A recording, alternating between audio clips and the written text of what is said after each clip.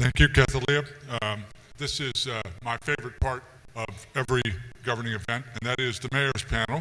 I love it when I get to do this. The mayors that we have today, I'd like them to come up now. Mayor Carl Dean of the Metropolitan Government of Nashville and Davidson County, Mayor Greg Fisher, City of Louisville, Mayor Betsy Hodges, Minneapolis, Minnesota, and Mayor Kasim Reed of Atlanta.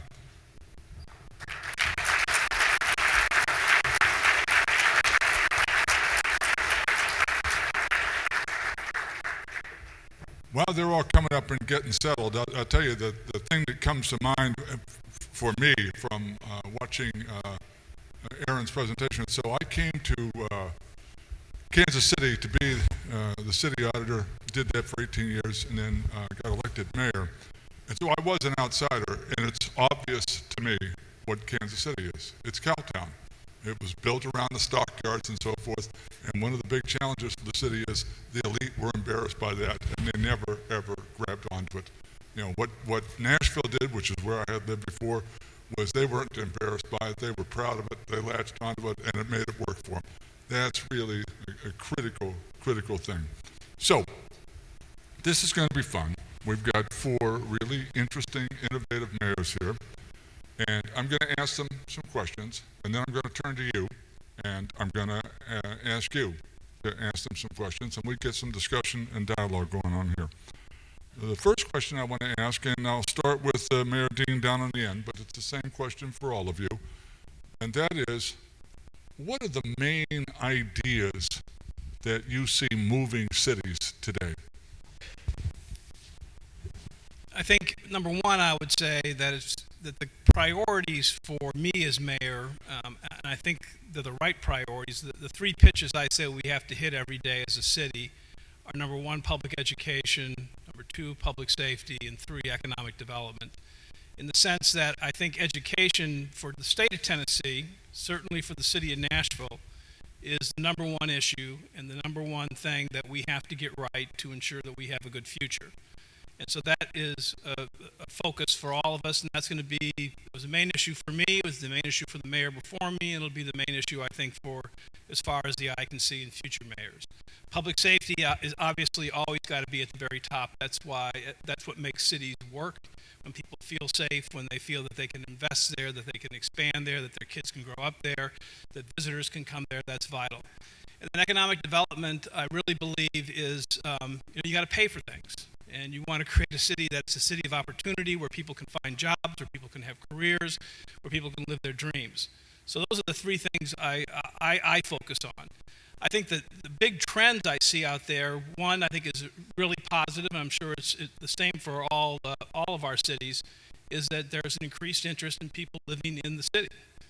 There's an influx of people. There are more and more people who want to live in the core of the city and take advantage of all the things that cities have to offer. That's a huge plus.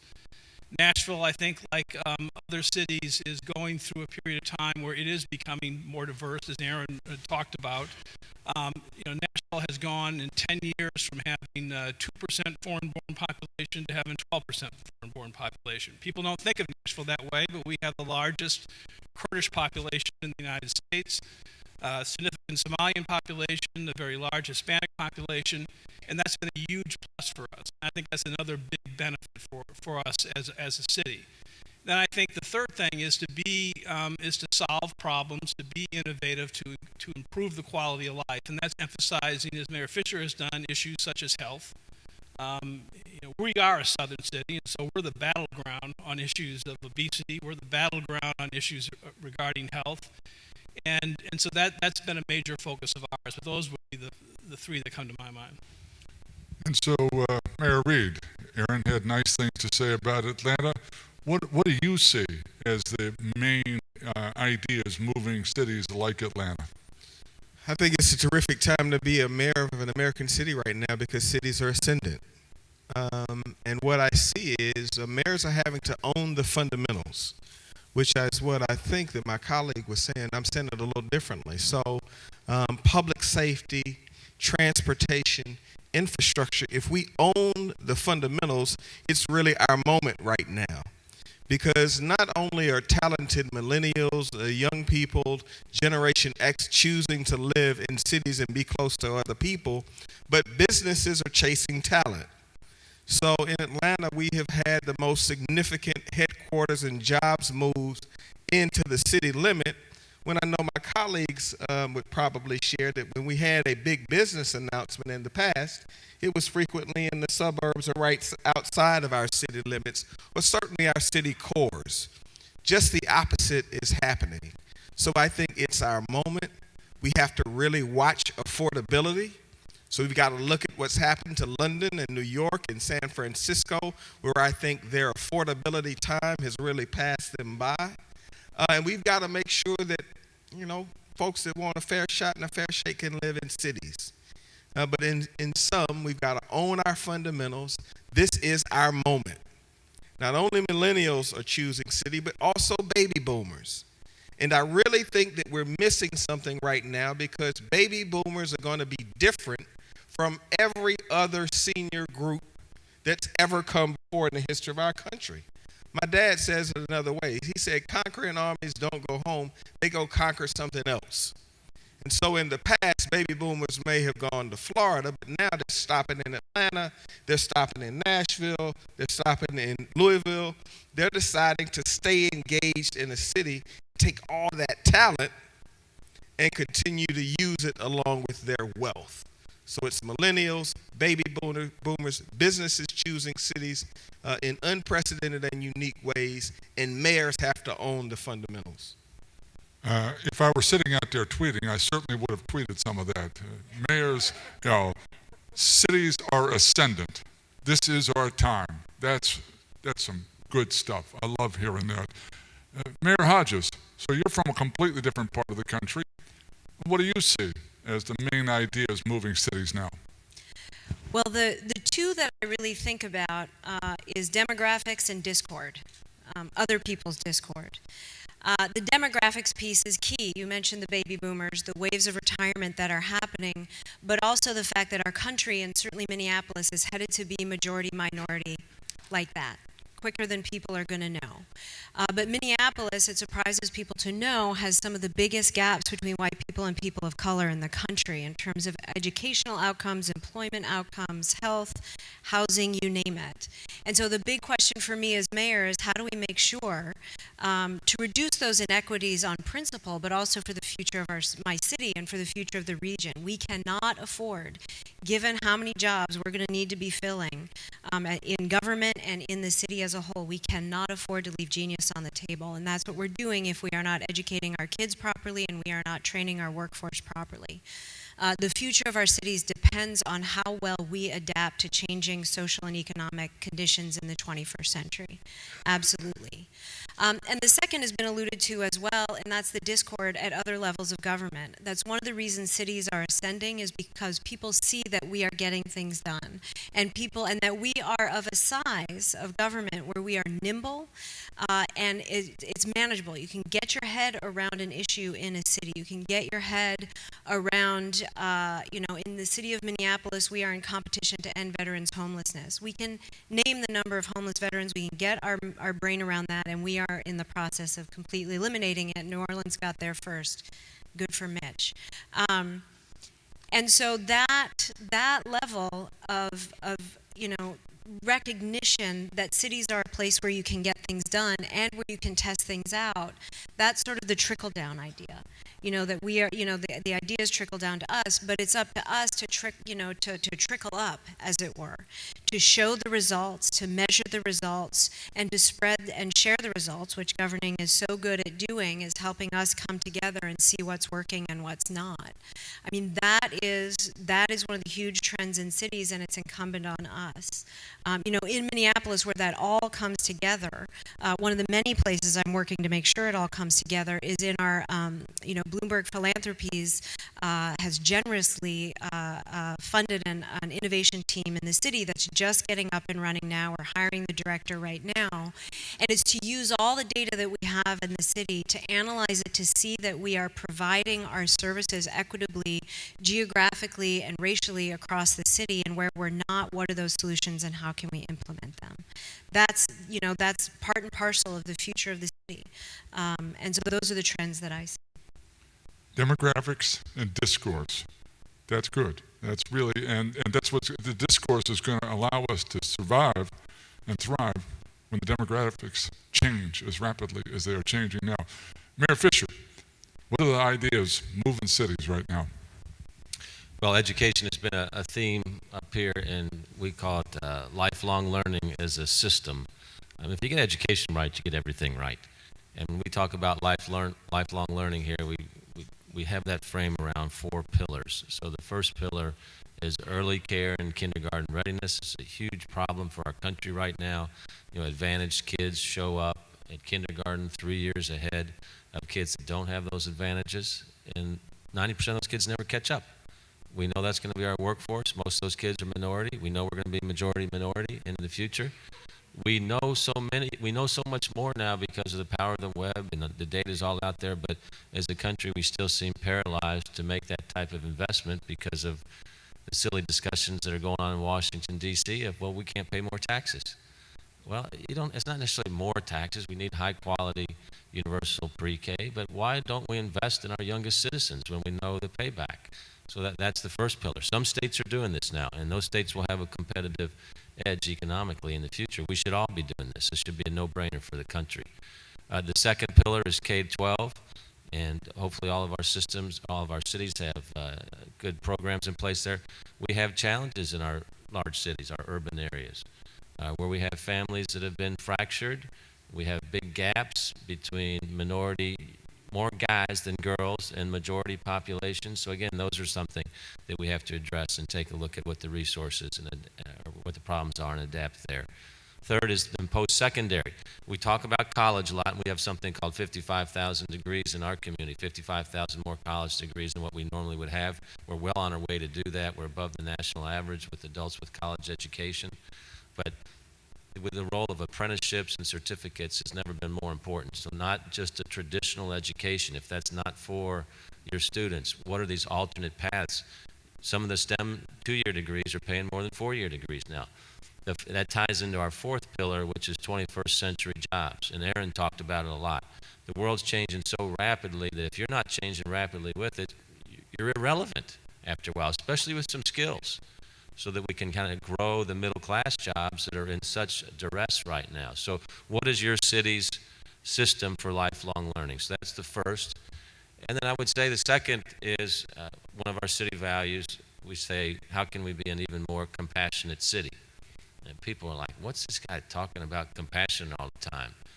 People love it, because what compassion means to us is not just empathy. It means we respect all of our citizens so that we want their human potential to thrive and to flourish.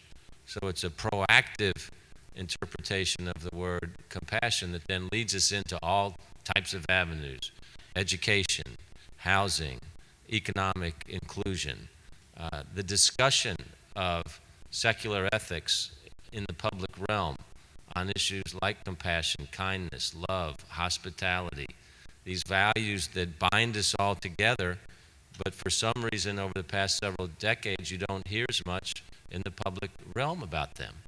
And why is that? Have we lost our interconnectedness and our interdependence as humanity with each other? I say no. When we have the discussions around this, people nod their heads, they love it, they respond well, and then we activate that in the community through volunteership is one very easy way to do that, looking at various policies in the community to advance inclusion at the same time. But really getting human with our citizens is important, because we're in this together. You can see kind of the breakdown, what happens when there is no compassion or interconnectedness in a community. Ferguson, Missouri is obviously a recent example of that, where there was lack of social muscle in the community. So when tragedy took place, instead of people coming together because they'd been together before working on these issues, people lashed out. And those images played out all across the world. How do you think business is and economic development is in Ferguson right now? How about their tourism in the St. Louis area? So people can't have the excuse to say, this doesn't involve me. I'm a business person, or this doesn't involve me. I live on the east end of town. It involves everybody. So this feeling of interdependence is a big idea for our cities. I think that you're right on the money with the need to focus as a city government on helping to build the interconnection between your citizens. In my column, I write a column for the magazine called Better Government, and in the February issue, that's the focus, is this growing sense of isolation that citizens have from each other. They're living in smaller households. They have less and less ways to connect, and when they're not connected to each other, it's really hard for the city to connect with them and to come together when something like Ferguson happens. So we see cities have always been sort of hotbeds of creativity. It's why people come together to find and talk with other people, to share ideas and so forth. How do we channel in today's world that creativity that is in the city, channel it in a way to improve the lives of the daily lives of the residents of the city? And Mayor Dean, we'll start with you. Nashville's an extremely creative city filled with artists. How do you channel that to improve the lives of the folks who live there? Well, Nashville, I think you're right. Nashville is a very creative city, and it's creative on a lot of different fronts. Probably people don't realize. They think Nashville, and you say, what's the number one employer in Nashville? And it's not hospitality, and it's not music. The number one employer in Nashville is healthcare, healthcare management. We're the healthcare management capital of the world. And what happens in Nashville is with healthcare, it's an incredibly entrepreneurial industry that we have been supportive of, that if you look at the family tree of HCA, about 250 companies have spawned off that. And so you have all these different companies in the Middle Tennessee area that continue to create new companies in healthcare. And healthcare is a dynamic field that's wonderful. The music industry, I think you're right, is the best example of creativity you can find. And one of the things I think you have to do as a city is to embrace that. I'm a big believer in the Richard Florida's concept of the creative class, and the cities that are really going to do well are cities that attract creative people. And as Aaron talked about, you play to your strengths. I mean, we realize that we have people every day who wake up and say, I'm going to go to Nashville and I'm going to get in the music industry. And they're songwriters, they're musicians, they're producers, they're people who do tours. There's all sorts of talent involved. And you want to encourage those people to come into Nashville because they make it stronger and stronger. So we've done things. We've created affordable housing for artists downtown. We have our first affordable housing area for artists, which is not just music folks. There's a lot of music folks there, but you have visual artists, you have quilters and things like that. We've worked to make the music industry stronger by creating a music council to work with those folks and to make music a bigger part of Nashville. And music in Nashville, just so we understand it, is actually Richard Florida did a study of the music industry in North America, and in terms of its intensity, Nashville's off the charts. There's no city in North America compared, and it's not just country. I mean, we love country music. Country music brought us to the dance, and that is the focus of things. But Nashville is a huge rock city.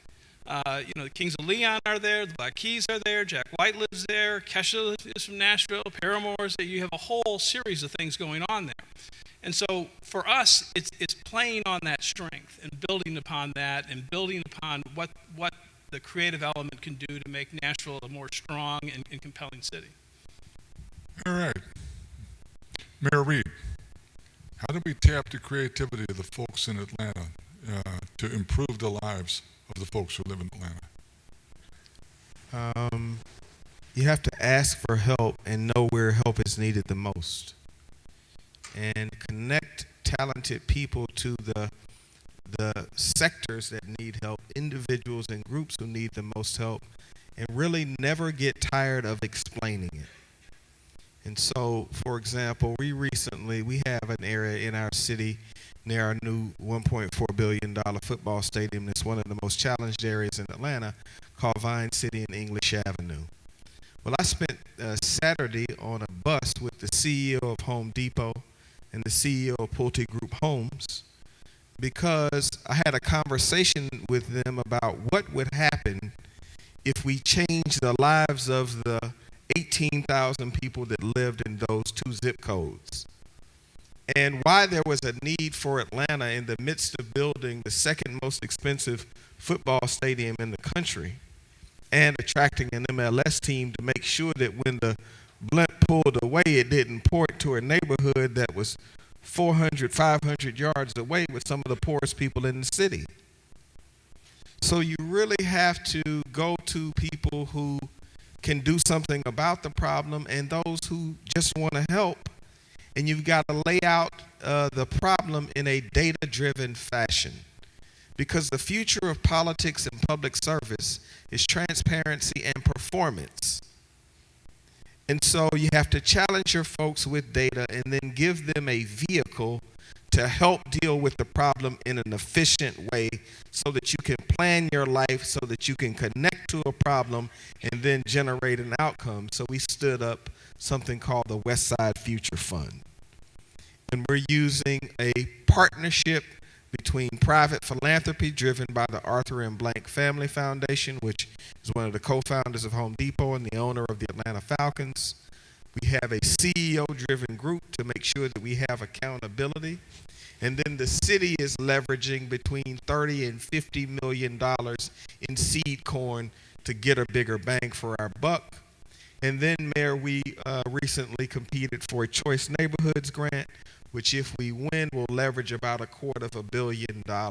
So we're bringing a very big lever with a lot of hands on it to a part of the city that if we lift that part up, Mayor, and I like mayor over doctor, you'll always be a mayor to me.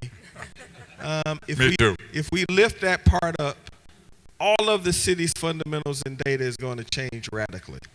And in Atlanta, we've had success with Tom Cousins in Eastlake, which is a national model, a national turnaround story. That's the east side of the city. We have the Atlanta Beltline, which is more of the center of the city, where we've had $400 million in private investment, $2.4 billion in private, $400 million in public, but lifting people up. But still on the west side, that area is still hurting. And so that's where we're going next.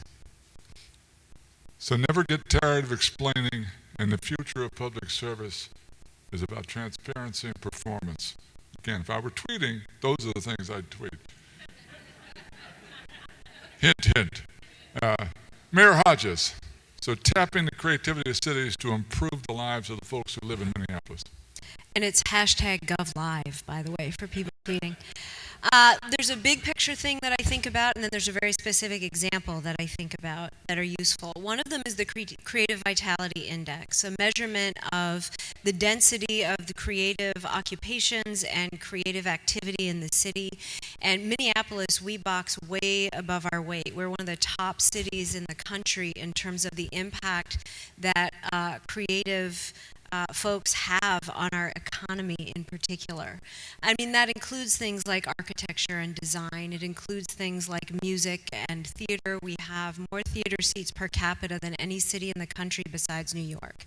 That may not be what you think about when you think Minneapolis yet, but it remains true. But it is true, and we measure that, and I've invested in the budget in making sure that we measure that every 2 years. We make sure to update that so that we know where we are. And the value of not only having it, knowing it, is that we can figure out what those sectors are, we can build on them, and that it's part of the economy of the city. And that's one way, just big picture way, is to nurture that, because we have everything from marquee institutions like the Guthrie Theater, the Loft Open Book Center, marquee institutions like that. But if you drive down main drags in the city of Minneapolis, you see beautiful murals on the walls. Every coffee shop's an art gallery, and everything in between. We have a thriving improv theater culture, etc. And so building that and figuring out how to get the word out about it, that's one thing. A very specific example is we got a grant to do creative city making with one department in the city, and now we're expanding it to 5 more. And what we did in our planning department is we worked with 5 artists to go out in the community to get feedback about larger scale planning project in people's neighborhoods, particularly in more distressed parts of the city. We didn't expect, this was a way to not expect people to come to a meeting at City Hall or to even come to a meeting at their park and rec center. The artists figured out creative ways to be out in the community and engaged with people where they were. So a great example of this is one of the artists built a big trailer that he put on his bike. It opened up, it had shelves in it, and they were just these small zines, photocopied, stapled, with handwritten questions in them.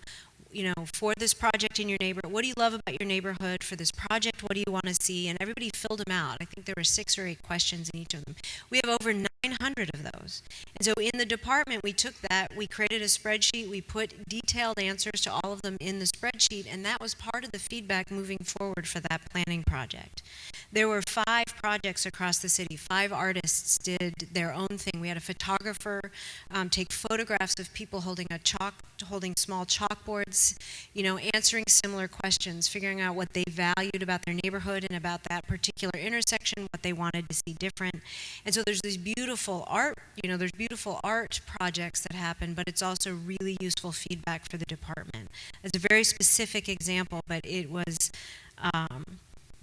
hugely transformative to me and how I think about getting feedback from the community and the expectations we have and should have about going to where people are and engaging in ways that are engaging, as opposed to expecting people to always come to us. Well, I heard measurement when you were talking about the big picture, and the old adage, what gets measured is what gets done, and then engaging people in ways that are actually engaging and meeting them where they are. Very, very good. So, Mayor Fisher, tap into creativity of the city to improve the lives of the folks who live there. How do you do that? Well, a lot of different ways. First, I appreciate all the mayors coming here for this panel, by the way, very much. Mayor Dean had a choice today. He told me Sports Illustrated's swimsuit edition is debuting in Nashville today, so he decided to come here. Felt like it was better for his brand. Mayor Reed's one of the busiest mayors in America. Atlanta, there's a lot going on there. Mayor Hodges here is in the finals for, the Emily's List, up and coming. It's the Emily's List Gabrielle Giffords Rising Star Award. And she needs our support. Love that. All right. So, Mayor, I want to hear her how say do that we, again. Goodness, say it again. It's That sounded great. so Gabrielle Giffords, who many know, it's the Emily's List Rising Star Award, but it's the Gabrielle Giffords Rising Star Award, and there's 6 nominees, and if you go to emilieslist.org, you can vote for me there. Yes, that's really the purpose of this And whole session. And I ask for your vote. I was going to ask him for you. No, but thank you all very much for being here. Well, first off, obviously, what you're hearing from each city is stuff that's authentic to who we are. If you try to fake it, I mean, it's a failure. So 2 examples for us. One is we created a word. It's called bourbonism. So bourbonism is the act of visiting Kentucky to enjoy bourbon and local food. So we've got a lot of accolades for our locavore movement. People come from all over the world just to dine through the city and enjoy bourbon. Kentucky is the home of bourbon, as I mentioned here before. So what we're doing is creating a 52-week-a-year tourism experience around bourbonism. So like wine is to Napa Valley, bourbon is to Kentucky. We had 750,000 visitors last year on the Bourbon Trail. Does it make sense economically? Within a half-mile radius of where we're sitting right now, we have 7 hotels either being built or being planned. From a boutique hotel to a 30-story Omni. Our downtown convention center, which is 200 yards that way, is having a 3rd floor added to it. So over $1 billion of investment as a result of embracing our authenticity over something that was rather sleepy but was authentic to us. So we have a couple brands like that. Bourbon is one. The Kentucky Derby is another. Is that a 20th century type of thing? Well, right now it's the biggest fashion show in the world every spring. So it's and in addition to the most famous 2 minutes in sports, of course. But how do you take these things that you had and make them relevant in the 21st century and create jobs around them? So authenticity is one. The second is approaching your big companies in your city and asking them to open their innovation and technology and intellectual property challenges to the city. And Ted Smith's our Chief Innovation Officer here. I'm sure he's here somewhere. Because think about what your entrepreneurs want in your city. They want access to ideas and a pathway to a viable concept. They can come up with something, idea of their own, or they can be made aware of challenges that could be commercializable if the right idea came forth. So Ted approached General Electric Appliances here, a little case study in our city, and GE employs about 6,000 people here. They have all kinds of technical challenges. They're in the appliance industry. You've got to innovate faster. They're competing against the Koreans that innovate very rapidly. And one of the challenges that we all have with innovation, and it can be within city government or it can be within a Fortune 50 company, is we only see the world the way we see the world. And so to get that proverbial whack on the side of the head, you have to go outside of what you do every day. So Ted was able to convince GE to open up. They were very skeptical, obviously, because companies like to safeguard what their challenges are. So we ran a pilot with them that was controlled with our maker community, our hacker community, and GE opening up the intellectual property and software within their appliances. And they were amazed at what our hackers and makers came up with in terms of ideas that they'd never thought of before. Ideas like putting a lightweight scale in your refrigerator, so you put a gallon of milk on there, and when the gallon of milk is below a quarter full, through the USB port that we now put in refrigerators, it sends you a text message that says, pick up a gallon of milk on the way home, or a 6-pack of beer, whatever it is that you want to put on there. They hadn't thought about that before. So what that ended up resulting with is a group called First Build that within 6-month period, Mark, from when we had this first conversation with GE, became a partnership between GE, our speed engineering school at the University of Louisville, our hacker and maker community, where now we've opened up innovation to the world via the web and via this maker space and a co-creation lab and micro factory all around innovation and appliances.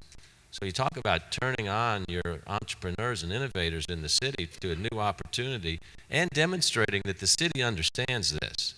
When your city government can speak the language of business and help create jobs around that, people believe in your city. And of course, that belief is what builds a good, strong city.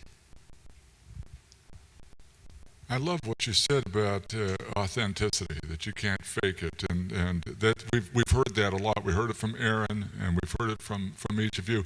It brings to mind what Bruce Katz wrote about cities. He said what he called the Dolly Parton strategy, which is figure out who you are and then be that on purpose. Yeah. And I think that I love that. It works for me exactly. So it's time to engage you. Comments, questions? I mean, you got 4 of the most interesting, innovative, successful mayors in the country up here. What would you like to ask them, or what would you like to tell them?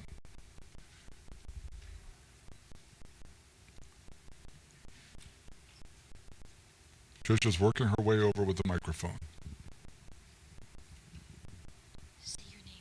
Sure. Rick Cole, Deputy Mayor in Los Angeles.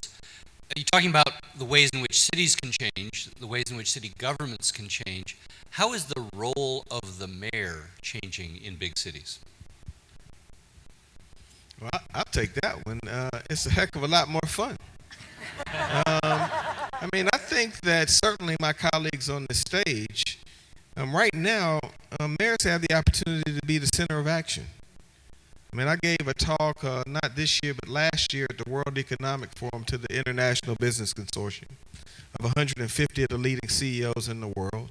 And they are sick of dealing with federal and national governments, not just in the United States, around the world. Well, in our situation, you know, if you persuade me to do something and 8 other members of the Atlanta City Council, you can build a $1.4 billion football stadium.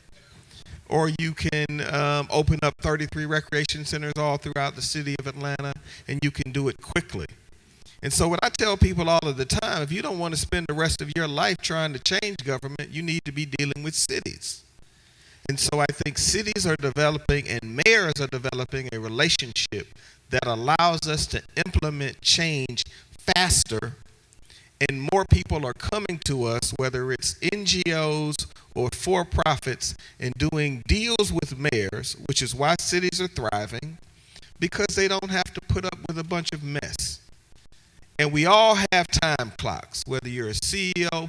The only thing we don't have a time clock on is being a citizen. But mayors have 4 or 8 and out. CEOs have a finite amount of time. Their average time as leading a business, 8 years and out. And so the question becomes, what are you going to do with your opportunity to make change? Because that's what we all do this for in one form or another. And I think that it is being well recognized that a talented mayor is one of the best partners you can have to change the most people's lives. And as cities become bigger, not just in the United States, if you want to change the world, you're going to be in cities, because you can implement your model, you can prove your model, and then you can take that model somewhere else. And the last part is this. The great thing about dealing with mayors is we talk all of the time, and we only have to give each other credit once. So Mayor Dean can do something incredible in the development space, or in the arts and entertainment space, or in the healthcare space. And I can literally call him, get him on the phone, and he will make his best people available to me. Mayor Fisher, I sent a team up to Louisville because Louisville negotiated the most innovative performance contracting deal that I had seen in America. So I sent 4 of my team, he put his best people, made them available to me, and now we are copying what Louisville is doing, and I only gave him credit one time. That's twice. And so, yeah, it's twice, but I'm in Louisville, so that doesn't count. Where else are folks doing that? And if any of my mayoral colleagues want to come, Mayor Dean and I had pizza, because we were doing something in Atlanta that he liked. He flew down, we ate pizza, he kicked the tires on a couple things, he got on the plane and went home. Where else is that happening among leaders? And so that's why I go back to the point that this is our moment. I will tell you, I know Mayor Bloomberg pretty well. He didn't spend $150 million to have a third term for nothing.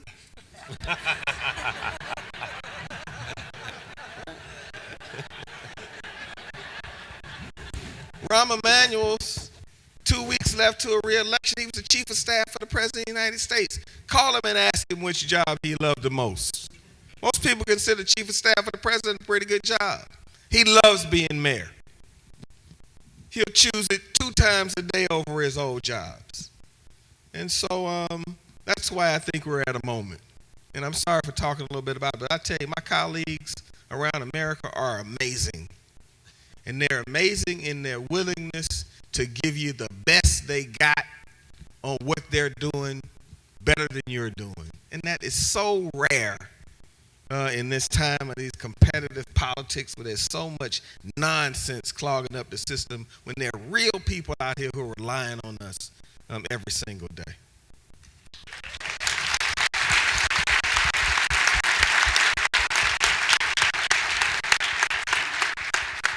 I guess that was pretty darn good.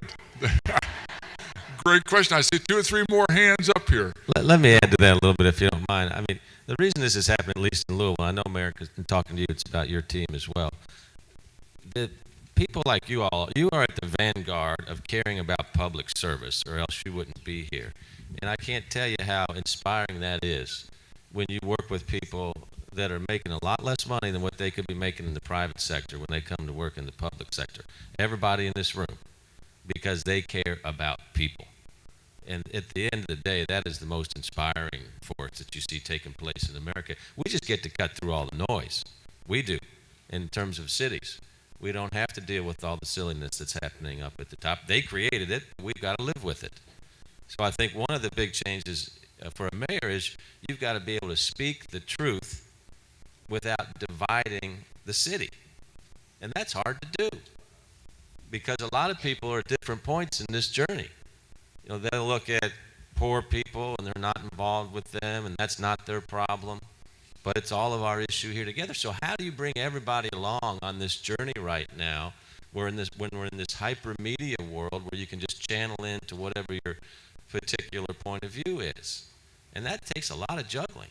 And it takes a staff that's very skilled as well. Anthony Smith, our Office of Safe and Healthy Neighborhoods. How can he operate on the street with former gangbangers, but then in the CEO suite an hour later at a board of directors meeting? That's hard. How do we do that in our parks department? It takes a lot of skill, but it's a very gratifying job that we have, not just up on the stage, but with all of you all as well. So how do we bring our cities along in this very unique point in history? I think that's one of the really amazing things about the opportunity for all of us as mayors and everybody in this room is we're guiding into uncharted waters. Change has always been present, obviously, but it's happening faster than ever right now, and we're the ones guiding the ship. Geez, I was just going to say expectations around leadership and education. And if somebody could do me a favor and tweet, you've got to speak the truth without dividing the city, and tweet that at Mayor Hodges, I'd appreciate it. I'm not going to be able to read this in a couple minutes. That's really good. Yes, we got somebody else back here. Hello, my name is Maya Giacomowitz. I'm from the City of Philadelphia, Policy Director to Mayor Nutter. Mayor Reed, you were talking about term limits, 4-year, 8-year term limits, and Mayor Fisher, you were talking about the need to really focus on early childhood universal pre-K. And so my question is, how do you really focus on the long-term structural changes that so many cities do need to focus on when you have these term limits? Well, I'll just say we don't have term limits in Minneapolis, so I've already informed people I'm a 9-term mayor. So I've got 36 years to do stuff, which I'm really excited about, which I'm very excited about.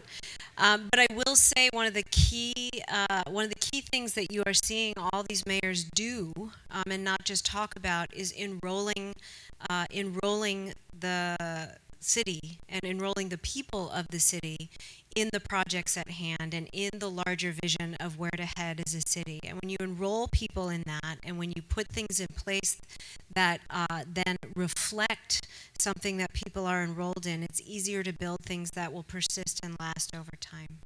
I can sort of address that pretty much on point. I'm term limited. In fact, I have about 6 months left in my second term, and then I'm looking for a job. But in terms of pre-K, it's just something that Nashville just began to invest in this past year. And, we started out with an agreement between myself and the director of schools to put money in the budget for that. Didn't do it all over the city. I would assume that in the next budget that we'll introduce sometime at the end of April, we'll further expand that. Then it'll be my last budget, then I go out. But it would be my sense that that is a needed program, that's a good program, and it's an important thing for the city's future, and that if you start something and it works, that others will follow and expand upon it. The rules are the rules. It's just to echo the other mayors, being mayor is a great job. I highly recommend it. If you want to run for mayor, you ought to do it, because you get to feel like you're actually making a difference, and you can see the effect of your work, and you work with great people. But I do think you just have to continue to work on the issues and do what you can do in the time that you have. In 8 years, it goes by real fast. I mean, it goes by just really quick. But that is time where you can begin to work on big projects and get them done. And we built a new convention center since I've been mayor. We built a lot of things and changed some things. And you can do that, and you can start on things, and you hope and believe that the next person will, if they're good programs, continue them. Okay, yes. Audrey Kanicki, Special Events Coordinator for Louisville.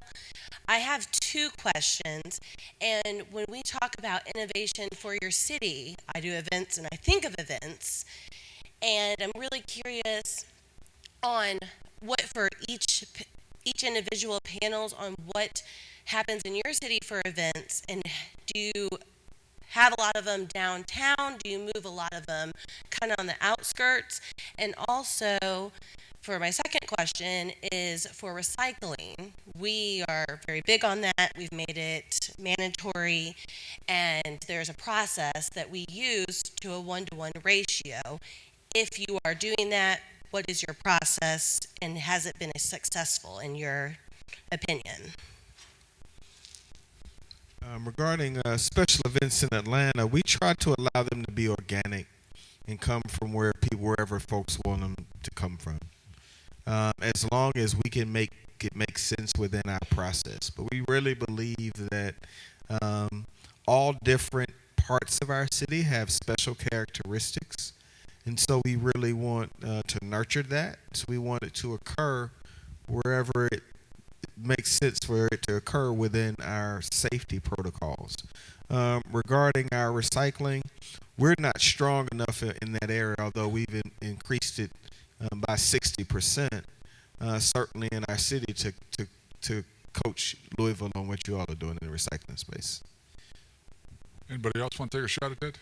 I can talk a little bit about both of those things. For the special events, usually they are centered on our downtown area. We have a convention center there, we have a baseball park there, we have a new stadium being built there, and we have something called the Nicollet Mall, which we are redoing this year as a 21st century destination, which you can step out onto from our convention center. We had the All-Star game, the Major League Baseball All-Star game this past summer. It went flawlessly well. It's interesting to hear the number one compliment for your city is you're really clean, but we are. But people had a great experience there. We have the Ryder Cup coming, we have the Super Bowl coming, we have the NBA Final Four coming, and it takes a lot of planning. And when you have that many people coming to your city, it can't just all be downtown. Minneapolis is not unique, but is unusual in that we have St. Paul right next door. We are called the Twin Cities, the Greater Minneapolis-St. Paul region, and I am very good friends with the mayor of St. Paul. That has not always historically been the case, but Chris and I have been friends for a long time. And so the love gets spread. When we had the Republican National Convention, it was, how do you tie together Minneapolis, St. Paul, Bloomington, where the Mall of America is, and transit is key. And thinking about transit and how to get people where they need to go, including active transit, biking and walking, has been important. But we have venues all across the city that get used when we have events like that, and it's making sure people know about them and knowing what the options are, and that's part of what our Visitor and Conventions Bureau does. For recycling, we are, I am proud to say we are rolling out organics recycling this year. That was one of my initiatives as mayor, to head toward zero waste Minneapolis and how we do that. And we have set some very assertive goals in terms of what percentage of our waste stream gets recycled, reused, prevented from existing in the first place. And we've been named Climate Action Champions by the White House, for the innovations that we're doing. But I'm a little weird about recycling. I'm very obsessed with it, and so happy to talk more. Dean. Most of the big things occur downtown. We have an NFL team, the Titans, which is located down in the downtown area. Lots of events occur there. The major races such as the Music City Marathon take place downtown. Obviously, there's a lot of music events that take place in the downtown area. The CMA Music Fest is a huge thing in June for 5 days in the city. We've made a real effort. I'm a big believer that if you're Music City, you should have a lot of live music, and so we've created concerts. There's a concert in front of the courthouse, which series put on in August and September called Live in the Green, which gets thousands of people. We've done something at Centennial Park out by Vanderbilt called Musician's Corner, where basically it's a good place for up-and-coming artists to perform, and those are all free. Neighborhoods, I think, do more organically things, but the big events occur downtown. We have in the center of the city is Lower Broadway, which is where the honky-tonks are, better known as bars in other parts of the country. But that's where the music is, and that's basically that's going every night of the week, and lots of people down there. And we have lots of major sporting events. We're a regular host of the SEC tournaments and and those draw big crowds. Along with this is an unknown fact probably for most people about Nashville, is that we have a National Hockey League team in Nashville, the Predators, and that the Nashville Predators are the best team in hockey. And that's not a brag, that's a fact. They have the most points of any team. Except Okay, for the we've got Wild. one more. This will be the last question back there in the back.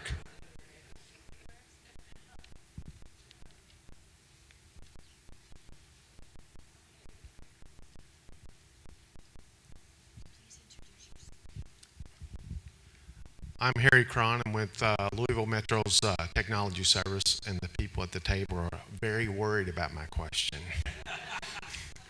But I'd like to know, how does public transportation factor into your performance improvement and innovation plans? I'm sorry, I didn't hear fully the question. Public transportation. How does public transportation, I think he was directed at you, Mayor Fisher. From my homie there, I mean, we're benchmarking right now. Interesting though, we completed a process called Vision Louisville about a year ago, which was a 25, 50-year visioning process for the city. Which, to an earlier question, somebody said, "Why are you doing that? You're only going to be in office, 4, 8, or 12 years." When you're elected, I look at it as kind of like a relay race, and we just take the baton from the person before us, and we give the baton to the person in front of us.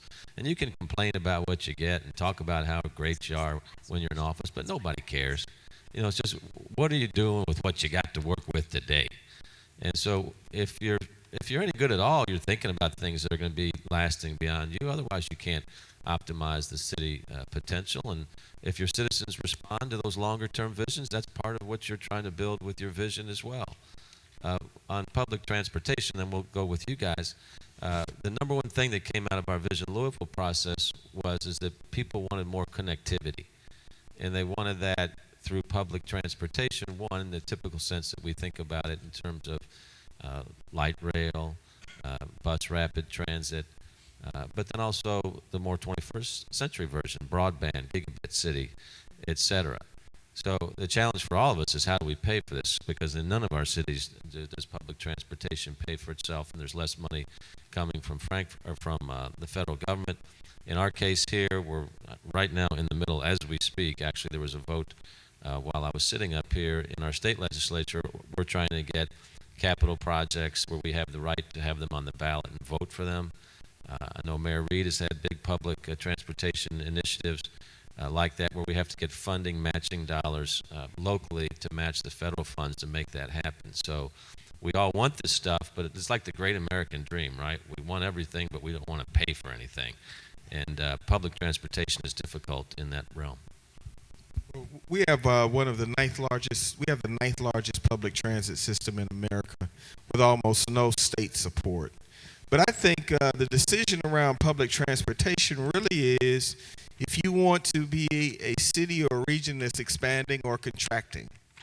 The good thing about the transportation argument is that the business community is weighing in and voting with their feet. So in the Atlanta region, we just got the headquarters of Mercedes from New Jersey. So they're moving 800 jobs just north of the city. The decision was driven largely by access to transit. State Farm, the exact same thing. So again and again, the business community, when they build large campuses, want an answer on how to move their employees efficiently. So if you're going to be a region and an economy that is expanding, you'd better be thinking about an all-of-the-above approach on transit. We just opened on December 30th a 2.7-mile, $100 million streetcar because we won the largest Tiger II grant in America, and the President's administration paid $47 million of the $100 million. Since December 30th, we've had 70,000 riders of the Atlanta streetcar, a 2.7-mile loop. Within 4 miles of that streetcar, we have between $400 to $500 million worth of new projects, including a $93 million apartment development that is one of the newest in downtown Atlanta in more than 10 years, and a $150 to $200 million development half a mile from the streetcar. So it's really an all of the above approach. Millennials like having options. And then we won another Tiger 5 grant to expand the Beltline, which is a series of walk paths, bike paths that will connect 45 neighborhoods. But all of this is about whether you want to be a community that is expanding or contracting, because you've got to be in the transit game. Finally, I'll leave you with this point. Last year, in a survey of Germans who are driving age, and folks in Germany like to drive, but among the individuals who are driving age, they ask a simple question. If you had to choose between your automobile and your mobile phone, which one would you pick? Unsurprisingly, 70% of people in that age group said, I would choose my mobile phone, which means that there's a whole generation growing up that would rather be on a train communicating through social media and doing other work than driving an automobile. So we can sit up on the stage and argue about transit all you want. The future has decided. And they've decided that they're going to choose transit and public transportation. So if you want to be in the future business, no matter what our generation thinks about it, you got to be in the transit business. We opened this streetcar on December 30th. There's a young entrepreneur that made between $15,000 to $20,000 in a month by arranging bar crawls, which I didn't even know what that was. But this guy is loading up people. I don't know if they drunk, but they look drunk to me. Driving to different bars, getting a fee from speaking of bourbonism, getting a fee from the place where everybody jumps off the train, and then they imbibe, or whatever the word is for getting drunk. They get back on the train and move to the next destination. This really goes to the heart of the creativity, and it goes to the fact that transportation is all about the future. You got to be in it. Well, for me, transit is central to my vision for the city of Minneapolis, that we just opened our second light rail line that goes between downtown St. Paul and downtown Minneapolis. Before it even opened, it had generated $1.2 billion worth of investment along that line. You know, and we are working on, and have been for quite some time, getting our first streetcar line up and running, and we've been planning for that for quite some